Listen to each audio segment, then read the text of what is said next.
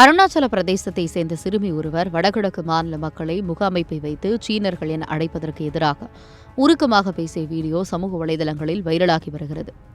அந்த சிறுமி, நாங்களும் இந்தியர்கள்தான், எங்களை சீனர்கள் என்று அழைக்காதீர்கள், அப்படி அழைப்பது எங்களுக்கு மிகுந்த மனவேதனை ஏற்படுத்துகிறது என்று தெரிவித்துள்ளார். அவரது பேச்சு வடகிழக்கு மாநிலங்களை சேர்ந்த மக்கள் எதிர்கொள்ளும் இனரீதியான பாகுபாடு குறித்த விவாதத்தை மீண்டும் ஏற்படுத்தியுள்ளது. இந்த வீடியோவை திரிணாமுல் காங்கிரஸ் எம்பி மஹுவா மொய்த்ரா பகிர்ந்து சிறுமிக்கு ஆதரவு தெரிவித்துள்ளார். நீங்கள் தான் இந்தியாவின் உண்மையான அடையாளமும் இதயமும் என குறிப்பிட்ட அவர் வடகிழக்கு மக்களுக்கு ஆதரவாக ஜெய் மணிப்பூர் என்று தெரிவித்துள்ளார். அருணாச்சல பிரதேசம் தொடர்பாக இந்தியாவுக்கும் சீனாவுக்கும் இடையே நீண்டகாலமாக எல்லை தகராறு நீடித்து வருகிறது. அருணாச்சலத்தை ஜங்னான் என்று, தெற்கு திபெத் என்றும் சீனா குறிப்பிடுகிறது.